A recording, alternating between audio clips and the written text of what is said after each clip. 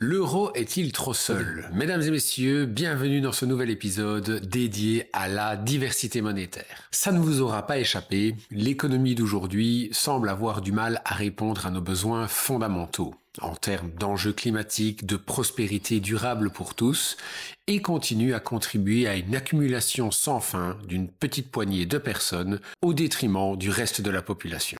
Le tout dans un climat de guerre qui semble de plus en plus se généraliser.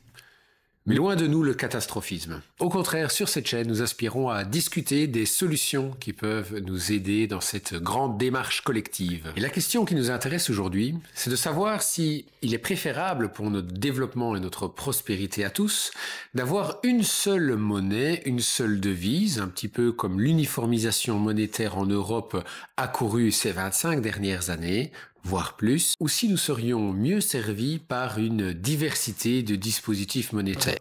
Spoiler, vous avez vu le titre de la chaîne, ça induit un peu la conclusion. Mais ce qui compte, c'est la réflexion que nous aurons sur le chemin. Alors si l'on essaye de regarder à l'euro depuis ces 20 dernières années et l'impact socio-économique qu'il a pu avoir. Le package qui va avec la monnaie unique doit être pris en considération.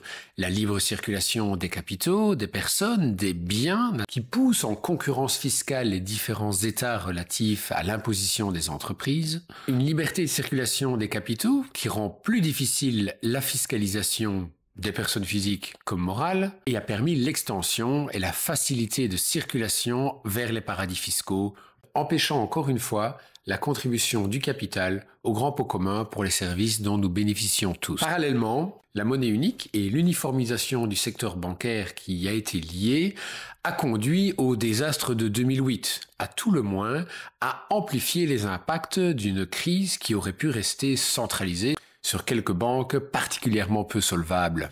Mais au-delà d'une critique tout à fait légitime du modèle européen tel qu'il a été mis en place, ce qui nous intéresse, c'est particulièrement la question de la monnaie unique. Bien sûr, celle-ci nous a été vendue sous prétexte de facilité, de transfert, fini le change pour aller en vacances, et la promesse d'une convergence et d'une prospérité pour tous. Force est de constater que l'impact tel qu'il a été réellement ressenti par les Européens et particulièrement ceux du Sud a été l'absence d'un outil économique lié aux besoins fiscaux qui aurait pu permettre à la Grèce, à l'Italie, à l'Espagne, pour ne citer qu'eux, à pouvoir pratiquer des formes de relance monétaire avec potentiellement une conséquence inflationniste, mais qui aurait pu être moins pire, peut-être, qu'une simple cure d'austérité qui dure toujours et a eu un impact désastreux sur toute une génération de citoyens. Les défenseurs de l'euro, qui ont sans doute leurs bonnes raisons, mettront en avant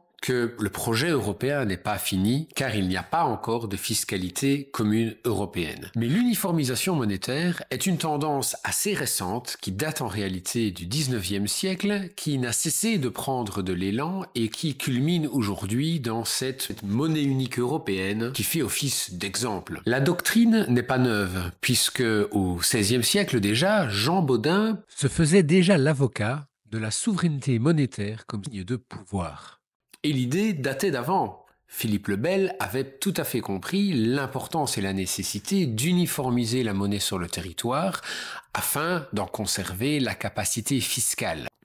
Alors sommes-nous au milieu d'un projet européen qui viserait à l'uniformisation fiscale de tous les citoyens, c'est-à-dire que nous payons les impôts dans un même pot commun, ou d'un défaut de fabrication dès l'origine que même Robert Mundell, père fondateur de la théorie des zones monétaires optimales, pointait déjà comme étant une des failles du modèle européen tel qu'il était pensé à l'époque. Nous reprendrons ici les termes de Fabio Panetta pour comprendre la doctrine mise en avant par les institutions européennes, la Banque centrale en l'occurrence, à travers une philosophie générale développée au sein de la Banque des règlements internationaux et qui s'exprime comme suit.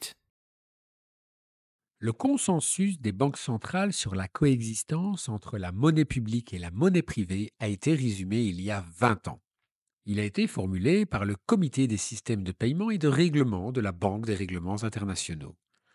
Ce principe formalise le concept de multiplicité d'émetteurs, une seule monnaie. Alors que la monnaie est définie et contrôlée par l'autorité monétaire centrale, elle est émise par des banques privées. Cette pluralité d'émetteurs doit encourager la concurrence, l'innovation et l'efficacité, conduisant ainsi à un système monétaire optimal.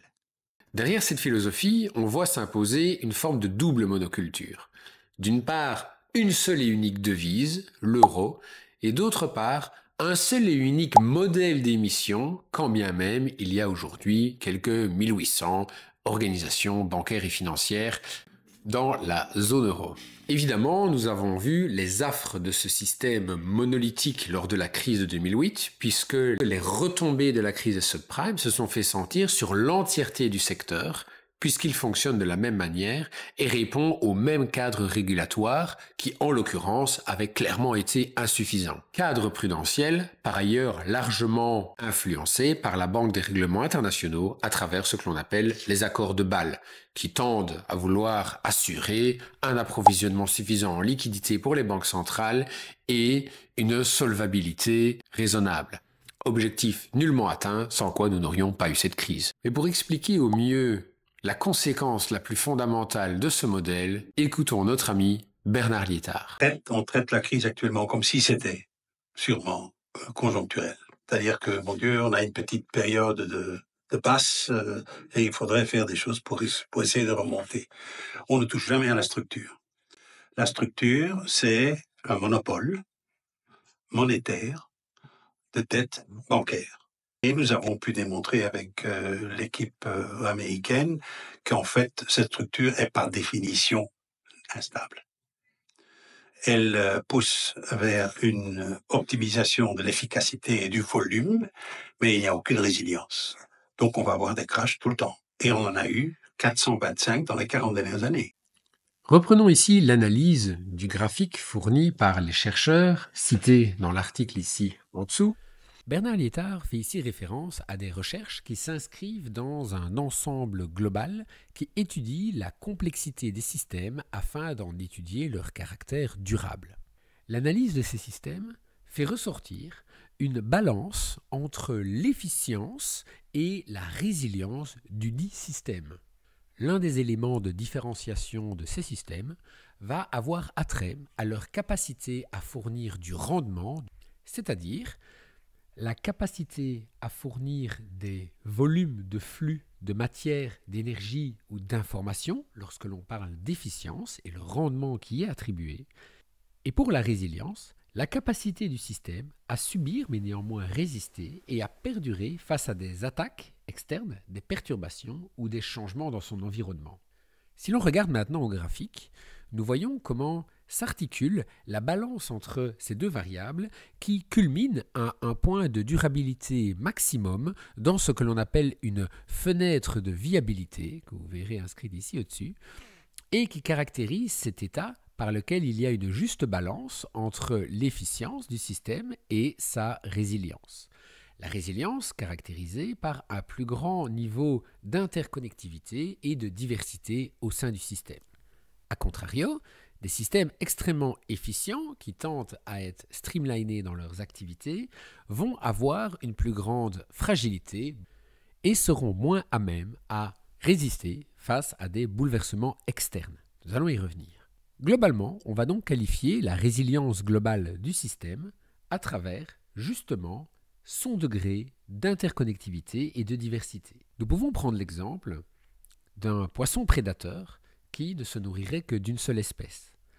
Cela peut paraître plus efficient tant il sera de plus en plus qualifié à effectivement chasser cette seule et unique espèce. Viendrait-elle à disparaître, il serait dans l'incapacité de pouvoir perdurer à travers le temps. La résilience, c'est donc la connaissance et la maîtrise d'autres canaux lui permettant d'obtenir effectivement l'énergie et les ressources dont il aura besoin pour perdurer. Des plans B, C ou D si vous préférez. Qui plus est, les systèmes les plus efficients sont généralement en position de pouvoir imposer leur modèle et de capter l'ensemble des ressources au détriment des alternatives plus diversifiées, plus petites. D'autres exemples de systèmes particulièrement efficients mais dont la fragilité a été démontrée ces dernières années peuvent faire référence au réseau électrique, au commerce international et évidemment à la finance globalisée, tout comme le secteur bancaire est le grand exemple de 2008. La quête et la maximisation permanente dans la recherche de ces rendements et la découverte de méthodes plus efficientes les répand à travers l'ensemble du secteur qui n'en vient à ne plus utiliser qu'une seule méthode, qu'une seule pratique. Pour reprendre les mots de Paul Hawken dans Blessed Unrest, les systèmes vivants tendent à optimiser plutôt qu'à maximiser. La maximisation est un autre terme pour l'addiction. Et donc on constate en effet que les réseaux qui correspondent à des écosystèmes naturels tendent à évoluer vers une fenêtre de viabilité globale qui assure la balance entre résilience et efficience. Quant au système monétaire, il en va de même. Nous connaissons l'euro et l'uniformisation qui allaient de pair avec l'imposition d'une monnaie unique sur l'ensemble d'un territoire où circulait précédemment un ensemble de devises, a conduit à un système particulièrement efficient lorsqu'il s'agit d'atteindre l'objectif de ce secteur bancaire privé, soit la maximisation des rendements.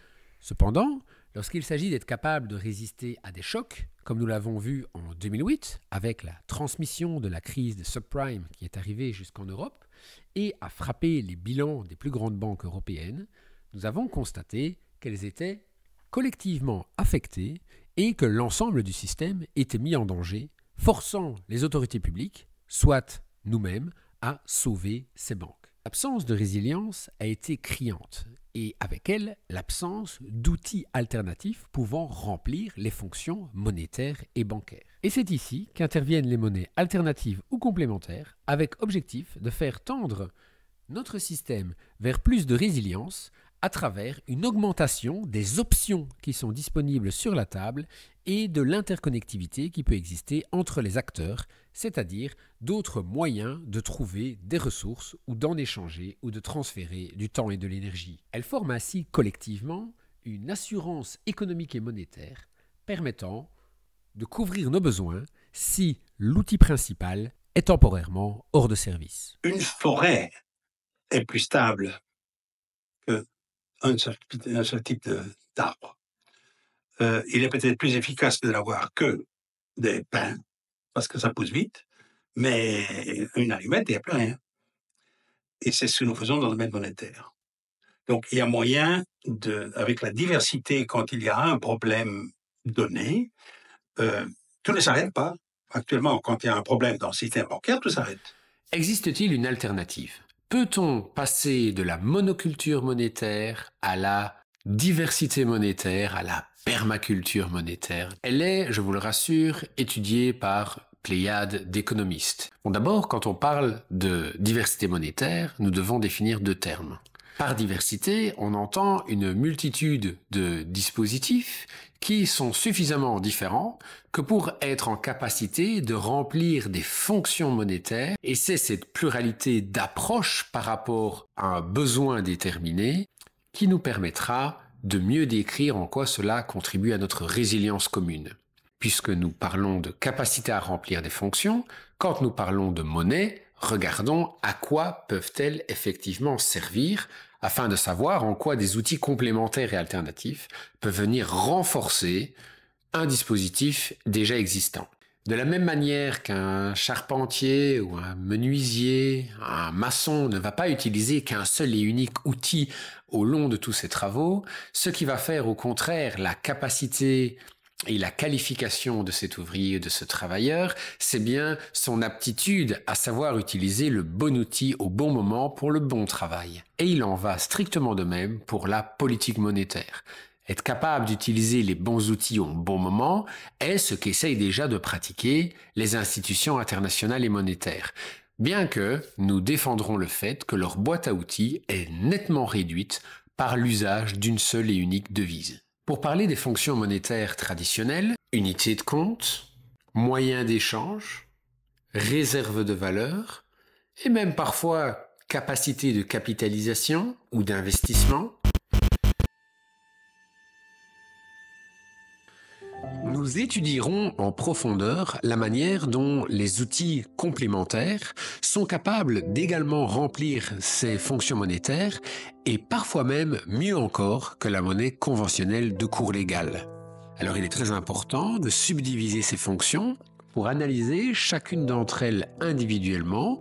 Alors pour revenir à celle que nous avons mentionnée, l'unité de compte est d'abord la capacité de fixer les prix, soit savoir dans quoi est-ce que l'on compte les choses.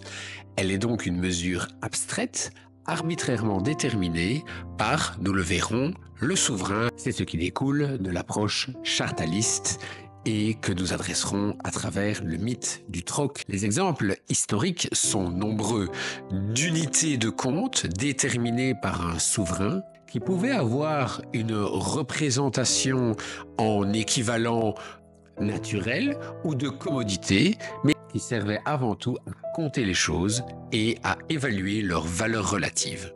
Dans cette notion d'unité abstraite, nous penserons par exemple au shilling, qui dans le Moyen-Âge n'existait aucunement physiquement, mais servait néanmoins de dénomination dans laquelle on pouvait comptabiliser des dettes et des créances. Le dollar, pour citer Mitchell Hines, l'un des personnages les plus importants dans l'histoire de la monnaie, qui dit que personne n'a jamais pu voir ou toucher un dollar. Tout ce que nous voyons ou touchons, ce sont des promesses de payer ou de satisfaire une dette pour un montant déterminé en dollars. Il s'agit donc d'un outil intangible, immatériel et abstrait. Cette fonction centrale et indispensable à la monnaie, qui en fait sa nature propre, peut être empruntée à une autre devise. Ainsi, personne ne compte sa richesse en bitcoin, mais en équivalent dollar de bitcoin. On compte toujours bien dans quelque chose, et la force d'une monnaie de servir la fonction d'unité de compte, c'est d'être un référentiel de valeur compris de la plupart des membres d'une communauté. Mais demain, peut-être allons-nous avoir d'autres manières de compter.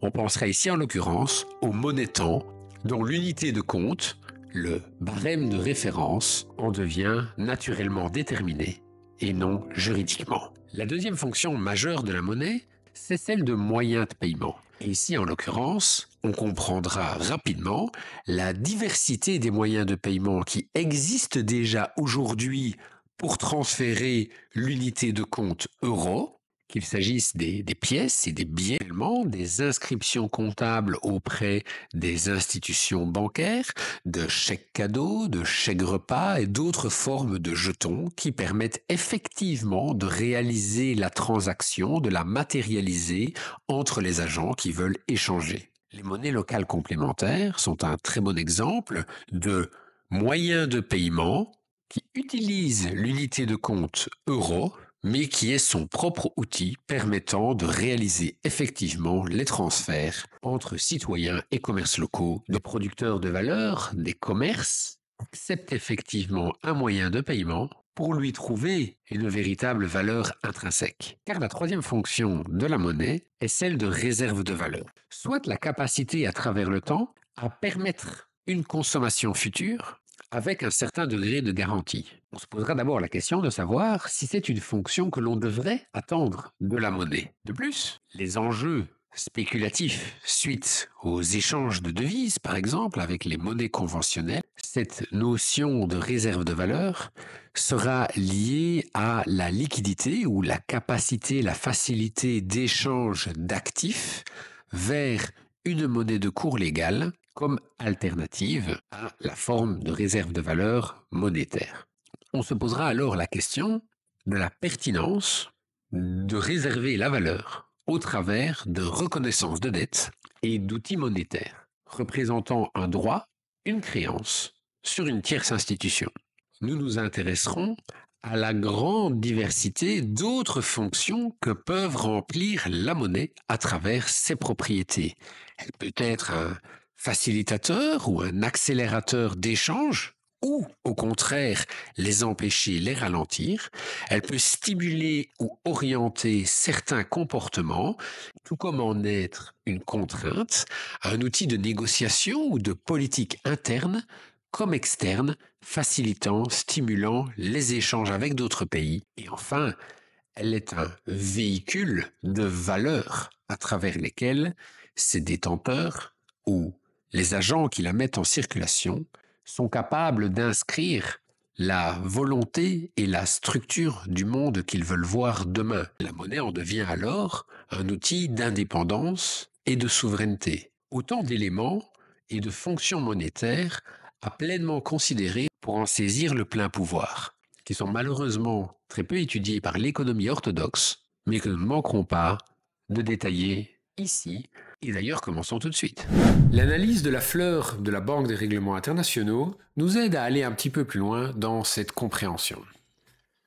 Voyons voir ici ce que les auteurs Beck et Garrett de la Banque des règlements internationaux appellent la fleur monétaire pour essayer de distinguer différents dispositifs monétaires à travers 4 critères: leur accessibilité, leur caractère dématérialisé et électronique, leur émission à travers une autorité publique centrale à mettre en parallèle des émissions privées, en l'occurrence, c'est ça qui nous importe ici, et leur capacité de transférabilité sans autorité centrale, c'est-à-dire en pair à pair. Et donc, on va retrouver évidemment les monnaies de jouets, ici en l'occurrence, ce qui sera par ailleurs le plus important et ce qui représente en volume les plus larges quantités de monnaie en circulation, ce qui, vous me l'accorderez, ne se retranscrit pas particulièrement bien dans ce schéma. Ce qui nous intéresse, c'est potentiellement d'introduire déjà les monnaies digitales de banque centrale et les diverses formes qu'elles peuvent avoir, puisque nous avons ici toutes les monnaies qu'émettent les banques centrales ou pourraient émettre. La première, la plus importante, celle dont nous ne manquerons pas de parler, c'est les réserves centrales qui circulent exclusivement entre les banques commerciales et qui est, avec le cash et la monnaie électronique émise par les banques commerciales, les 3 dispositifs monétaires, 3 moyens de paiement de monnaie de cours légale qui existent en circulation aujourd'hui. Donc, même sans considération des monnaies alternatives et complémentaires, nous avons déjà 3 monnaies distinctement différentes. Elles ne circulent pas dans le même réseau, n'ont pas les mêmes propriétés physiques et ne sont parfois pas émises par la même entreprise. Alors, ce qu'apportent les technologies modernes, bien que cela était réalisable dans le passé, ce sont les monnaies digitales de banque centrale. C'est-à-dire qu'elles portent une forme électronique et elles sont émises par des banques centrales. Elles se distinguent des réserves centrales déjà utilisées par les banques commerciales, justement par ce fait-là. Soit la capacité de décentralisation. Vous avez l'hypothétique monnaie digitale de banque centrale qui serait universellement accessible et que l'on considère à travers une carte de paiement qui serait utilisable directement entre les individus sans passer par une validation centrale, ce qu'on appelle le Retail CBDC ou la monnaie digitale de banque centrale qui serait accessible à toutes et à tous. Ça, il y a les monnaies locales. Et quant aux crypto-monnaies, elles méritent leur propre utilisation et classification, et les monnaies commodités qui, comme nous le verrons également, n'ont en réalité jamais vraiment existé. Ce qu'il faut retirer de cette partie, c'est déjà la pluralité monétaire actuellement existante et l'importance primordiale du choix des critères de subdivision de ces dispositifs. Qu'il s'agisse de citoyens avec un objet social déterminé ou d'entreprises privées avec monopole du crédit, c'est-à-dire les banques traditionnelles. En somme, la diversité existe déjà bien. Pareillement, nous avons vu, dans la crise du Covid, différentes autorités ou collectivités locales essayer de mettre en circulation des coupons qu'ils émettaient de leur propre chef et qui permettaient des dépenses sur leur territoire avec leurs critères et de leur initiative. Ces éléments nous seront très importants pour comprendre comment une autorité publique est capable de mettre en circulation un moyen de paiement alternatif, et en l'occurrence programmé. Mais cela peut également adresser des zones géographiques différentes, du quartier au département, à la province, à la région, à la nation, voire même des unités circulant à l'international et voulues comme telles. Elles peuvent avoir des tailles différentes, mais également des sphères de circulation différentes. S'agit-il d'une unité qui ne servira qu'entre les individus, les particuliers, ou plutôt envers les entreprises, voire même entre les États? Mais alors pourquoi développer ces outils alternatifs? Si on pense aux traditionnels systèmes d'échanges locaux ou banques de temps, elles permettent de valoriser le temps et l'énergie d'individus particuliers qui parfois n'ont pas d'autre opportunité de le faire.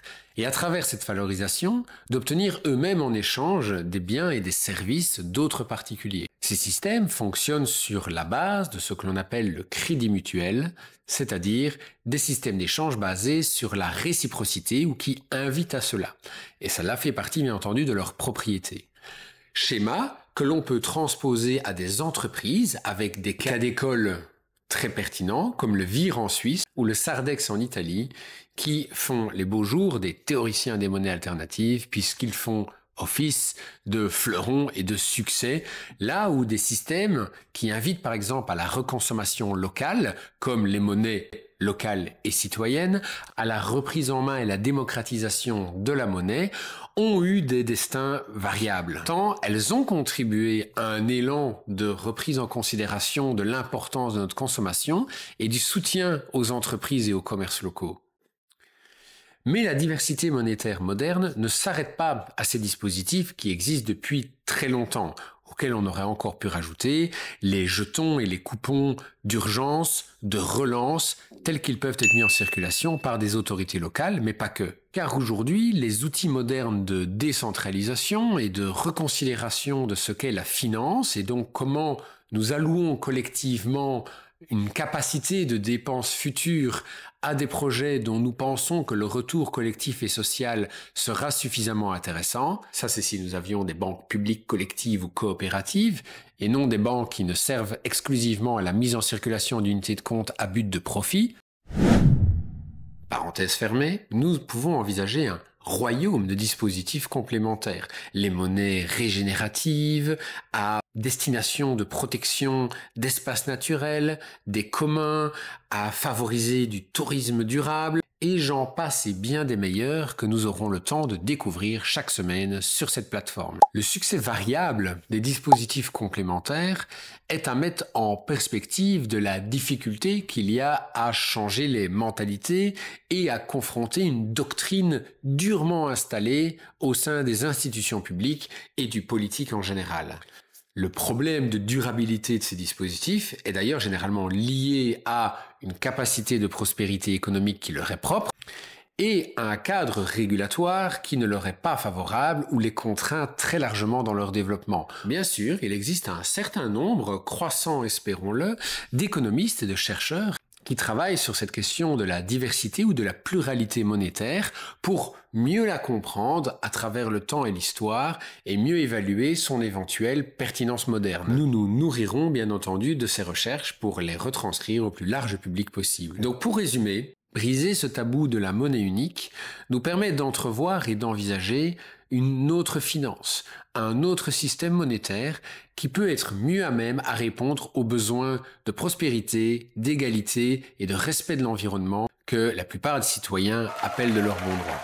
Nous ne sommes ici qu'au tout début d'une grande aventure. Alors je ne peux que vous inviter à souscrire à la chaîne afin de rester informé des dernières évolutions en termes de diversité monétaire, les nouveaux outils qui apparaissent, à pouvoir vous plonger plus en profondeur dans la passionnante histoire de la monnaie, dans les ramifications sociales et politiques qu'elle porte en elle. Je vous invite donc à souscrire à cette chaîne si vous souhaitez rester au parfum de ce qui se passe de mieux dans le monde des monnaies complémentaires et alternatives, afin de mieux vous équiper pour comprendre le monde, car si la monnaie ne suffira pas à changer notre société, elle en est cependant un facteur indispensable. Alors vraiment, rejoignez-nous dans cette aventure pour la démocratisation de l'économie, de la monnaie et de la propriété.